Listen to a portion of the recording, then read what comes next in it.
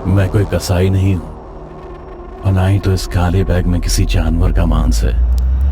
मेरे हाथ में चाकू है और इससे मैं लड़कियों के शरीर से उसके अंग को अलग कर रहा हूं। मुझे ऐसा लग रहा है कि जैसे मैं कोई हत्यारा हूं, पर ऐसा नहीं है, बल्कि मैं मजबूर हूं इस तरह से हैवान बनने को।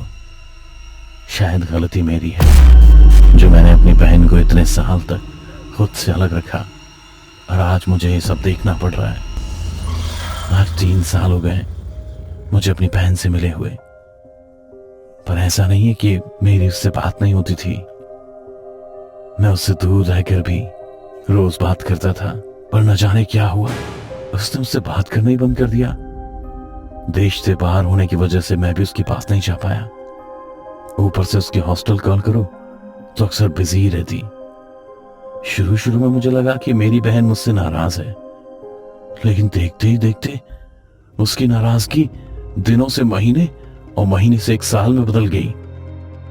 इसीलिए मैं खुद यहां वापस आ गया उसे अपने साथ ले जाने के लिए। पर जब मैं उसके हॉस्टल पहुंचा तो वहां सब कुछ बदला बदला लग रहा था। जो हॉस्टल पहले बहुत ही खुशनुमा हुआ करता था, उस पर अब मायूसी छाई थी। और तो और उसकी खिड़कियों और दरवाजों को देख मुझे ऐसा लग रहा था जैसे किसी ने उसे महीनों से नहीं खोला है। और इस हॉस्टल के आसपास मुझे कोई दिख क्यों नहीं रहा है। किससे मैं कहूं कि मेरी बहन अनुष्का को बाहर बुला दे। लगता है अब खुद मुझे अंदर जाकर देखना होगा कि वो है कहां पर। ये सब सोचते हुए जैसे ही मैं हॉस्टल के मेन गेट की तरफ बढ़ा, किसी ने चीखते हुए मुझे रोक लिया। रुक जाओ, ये क्या कर रहे हो? सारी बच्चियां अभी चैन की नींद सो रही हैं, मत टोको उन्हें। कौन है आदमी जो इस तरह से मुझे डरा कर रोक रहा है? और भला दिन के समय में कौन सोता है? और सोता भी है तो कौन सा मेरे गेट खोलने से जाग जाएगा? भाई, इस हॉस्टल में मेरी बहन रहती है, तो मैं अंदर जाके उसके हॉस्टल के केयर टेकर से तो बात कर ही सकता हूँ कि मेरी बहन को बुला दें। और कितना गंदा दिख रहा है इंसान, सिर्फ दिख ही नहीं रहा, इससे तो बदबू भी बहुत अजीब सी आ रही है, जैसे अभी अभी नाले से निकल कर आया हो। पर इसकी शक्ल मुझे कुछ जानी पहचानी क्यों लग रही है? अरे, ये तो इस गर्ल्स हॉस्टल का ही केयर टेकर है, पर उसने खुद की ऐसी हालत क्यों कर रखी है? मैं सब सोच ही रहा था और कुछ पूछने ही वाला था कि उससे पहले उसने मुझसे फिर से कहा, चले जाओ तुम, चले जाओ यहाँ से, इससे पहले कि वो फिर से जाग जाए। अब मुझे उसकी बातों पर गुस्सा आने लगा था, इसलिए मैंने एक कदम उनकी तरफ बढ़ाते हुए कहा, क्या बकवास कर रहे हैं आप? और क्या हालत बना रखी है आपने खुद की? ऐसी हालत में आप अपने हॉस्टल के बच्चों का ख्याल कैसे रखते होंगे? ये मेरे समझ से बाहर की बात है। मैं अभी अपनी बहन को यहां से ले जा रहा हूं। इतना कहते ही मैंने हॉस्टल का मेन गेट एक झटके में खोल दिया और मेरे ऐसा करते ही बादल ऐसे गरजा जैसे फटके जमीन को छू आएगा। और तो और दरवाजा खुलने के बाद मेरा ध्यान गया, इसमें कोई धागा बंधा हुआ है, जैसे कि कोई रक्षा सूत्र हो जो मेरे गेट खोलने की वजह से टूट गया है। इससे पहले ही मैं अपने टगमगाते कदम हॉस्टल के अंदर रखता, वो केयर टेकर फिर से चिल्लाते हुए मेरी तरफ बढ़ा। मना किया था ना, मत जगाओ से, अब यहाँ कोराम मचेगा, कोराम। अब ना तेरी बहन बचेगी और ना ही तू। उसकी बात सुन अब मेरे अंदर अग्नि की ज्वाला तदक उठी। मन तो कर रहा था कि उसे यही लहूलुहान कर दूं, पर कुछ तो अजीब था यहां जो मुझे भी चिंता में घेरे जा रही थी। आखिर 1 साल से मेरी अनु से बात क्यों नहीं हो रही? हॉस्टल का एक केयर टेकर यूं पागल क्यों हो गया? और तो और अच्छा भला ये हॉस्टल इतना वीरान क्यों हो गया? पहले तो आसपास काफी लोग रहा करते थे, पर अब ये जगह इतनी खाली क्यों है? आखिर ऐसा क्या हुआ यहाँ? मैं सब सोच ही रहा था, इतने में पागल हो चुका ये केयर टेकर कहता है, बहुत बुरा हुआ, तेरी बहन के साथ बहुत बुरा हुआ, जिसने मुझे भी बर्बाद कर दिया। उसकी बात सुन मैंने कहा, अब सीधा सीधा क्यों नहीं बताते कि आखिर हुआ क्या है? और कहां है मेरी बहन अनुष्का? क्या हुआ उसके साथ? मेरे पूछने पर उसने मुझे आज से करीब 1 साल पुरानी कहानी सुनाई। अनुष्का इस शहर में काफी अकेली पड़ गई थी। एक तो मैं उससे दूर था और ऊपर से उसकी हॉस्टल में भी किसी के साथ कुछ खास नहीं जमी, क्योंकि सभी लड़कियां काफी मॉडर्न थीं। सबके पास बॉयफ्रेंड और हर दूसरे दिन नाइट आउट पार्टी वगैरह चलता ही रहता था, पर ये सब उसे बिल्कुल भी पसंद नहीं था। ऐसे में एक दिन कॉलेज में जय मिला, जिसने उसके कॉलेज प्रोजेक्ट में खूब मदद की। दोनों में काफी अच्छी दोस्ती हो गई। फिर वो रोज उसे हॉस्टल में लेने और छोड़ने आने लगा। अनुष्का को उसका हर अंदाज उसे मेरी एहसास कराने लगा। मन ही मन उसने जय को अपना दूसरा भाई मान लिया था, जो उसका बहुत ख्याल रखता था। पर जय ने उसे कभी अपनी बहन की नजर से नहीं देखा। वो तो अनुष्का से बहुत ही ज्यादा प्यार करने लगा था। एक दिन बारिश में दोनों भीगते हुए काफी मजे कर रहे थे, जैसे कोई बच्चे हों। जय अनुष्का की अटखेलियों को देख उसे निहारे जा रहा था, और जब इस बात पर अनुष्का का ध्यान गया तो उसने पूछा, क्या हुआ जय, ऐसे क्यों देख रहे हो? आओ ना, आगे चलते हैं। अनुष्का की इतना कहते ही वो घुटने के बल बैठा और उसे आई लव यू कहकर प्रपोज कर दिया। फिर उसे गले से लगा और होठों से चूमने लगा। इधर लगातार बारिश हुए जा रही थी, बिजली कड़क रही थी, और अचानक ये सब होने की वजह से अनुष्का गहरे सदमे में थी।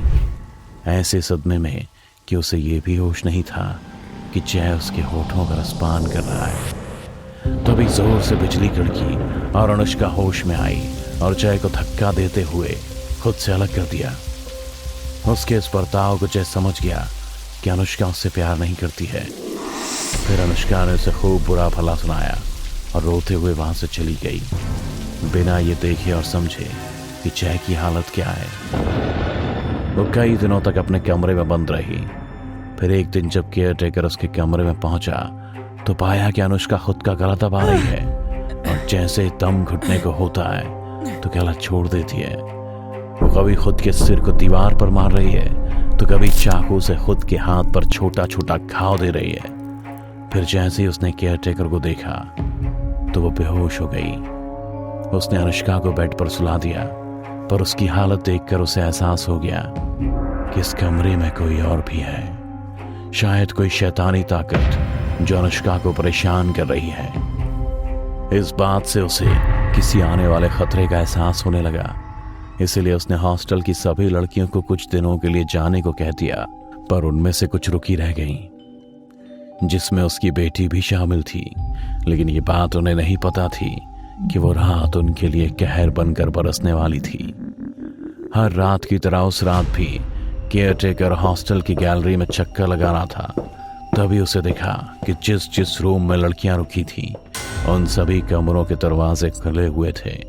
आमतौर पर लड़कियां दरवाजों को बंद रखती थी, पर आज ऐसा क्या हो रहा है कि सबके दरवाजे खुले हुए हैं।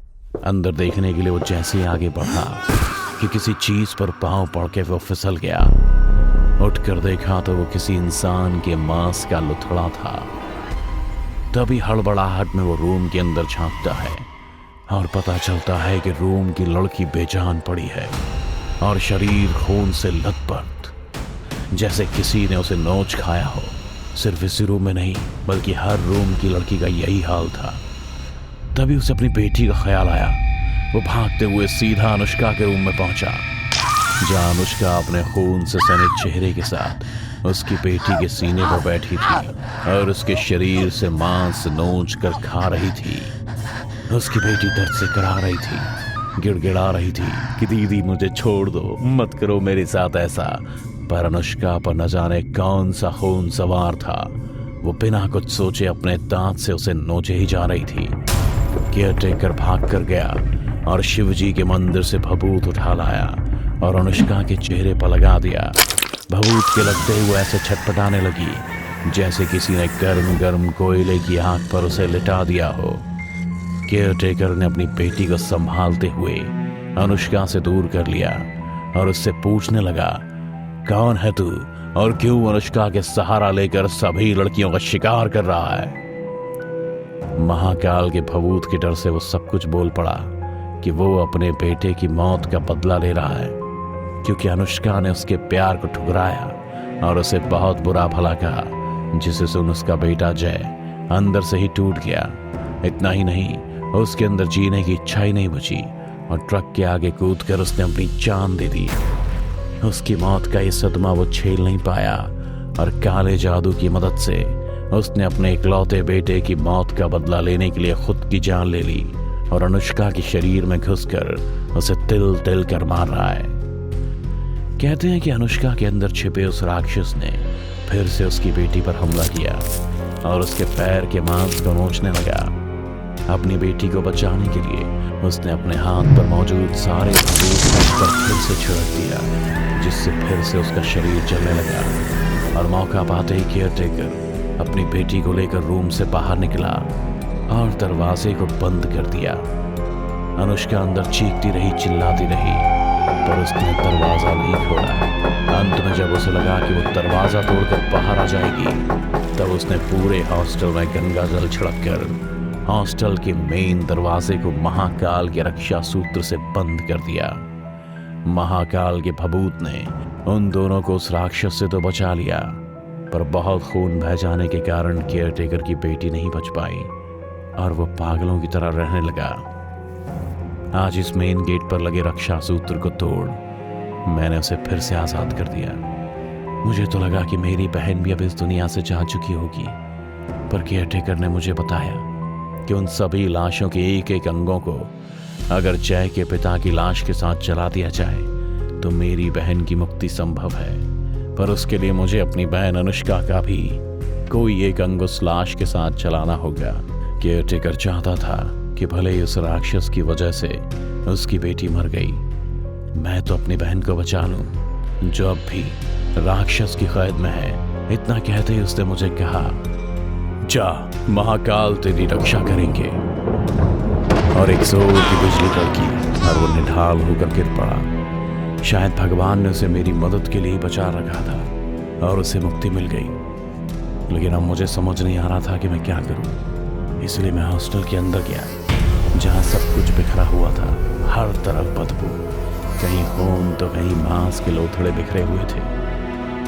थोड़ा आगे बढ़ा तो मुझे महाकाल का एक छोटा सा मंदिर दिखा। इसीलिए वहां पहुंच मैंने अपने सिर पर भभूत लगा ली और सीधे किचन में गया और वहां से एक बड़ा सा चाकू ले आया और एक एक करके हर रूम में गया और लड़कियों के अंग काटने लगा। इस वक्त मैं किसी हत्यारे से भी बदतर बन गया था, पर क्या करूं, कैसे भी करके मुझे अपनी बहन को बचाना था जो मेरे कलाई पर राखी इसलिए बांधती थी ताकि मैं उसकी रक्षा करूं। और आज वो वक्त आ गया जब मुझे रक्षाबंधन का फर्ज निभाना है। इधर मैंने सभी लड़कियों की लाश से कोई ना कोई अंग बटोर लिया था, पर अब तक मुझे मेरी अनु कहीं नहीं दिखी। मैं लाश के अंगों से भरे काले बैग को घसीटते हुए बाहर की ओर बढ़ने लगा, पर मेरी निगाहें अभी भी मेरी बहन को तलाश रही थी। तभी मेरे हाथ पर कहीं से खून की बूंद टपकी। जैसे ही मैंने ऊपर देखा तो ये अनु थी, छत से उल्टी लटकते हुए बेहद ही डरावनी, जिसने एक झटके में मेरे ऊपर हमला कर दिया, अपने दादा के ऊपर जिसे वो जान से भी ज्यादा प्यार करती थी। पर मुझ पर किया हुआ हमला नाकाम रहा और वो बेहोश हो गई, क्योंकि मेरे सिर पर महाकाल का भभूत जो लगा था। पर अब बारी थी कि उसके शरीर से कोई अंग काटा जाए, जो करने की हिम्मत मुझ में नहीं थी। पर मैंने कैसे भी हिम्मत करके उसका एक हाथ काट दिया और खून ना बहे इसलिए उसे कपड़े से बांध दिया। फिर अनु के साथ उस काले बैग को भी गाड़ी में रख काले से जय का पता लेकर उसके घर पहुंच गया। पर वहां पता चला कि जय यहाँ रेंट लेकर रहता था, क्योंकि उसका अपना घर कहीं दूर जंगल में था। मैं उनका पता ले वहां पहुंच गया। फिर गाड़ी से बैग और पेट्रोल का गैलन ले जंगल के उस कांट के बने मकान की तरफ बढ़ने लगा।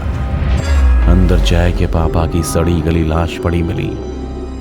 वहीं मैंने उस बैग को रखा और पेट्रोल छिड़क कर पूरे घर में आग लगा दी और बाहर आ गया। तभी मुझे दर्द से भरी आवाज सुनाई दी। किसी ने मुझे दादा कहकर पुकारा था। यह आवाज अनु की थी जो गाड़ी से अंदर आ रही थी। मैं उसके पास दौड़ कर गया और उसे गले से लगा लिया।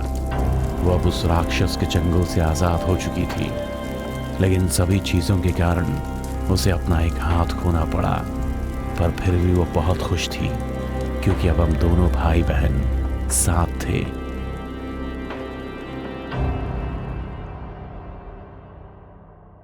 दोस्तों, अगर आपको हमारी कहानी अच्छी लगी हो तो लाइक, कमेंट और शेयर जरूर करें। साथ ही रेगुलर अपडेट के लिए चैनल को सब्सक्राइब करें। और अगर आपके पास भी कोई डर से भरी दमदार कहानी है तो भेजिए हमारे मेल एड्रेस पर अभी।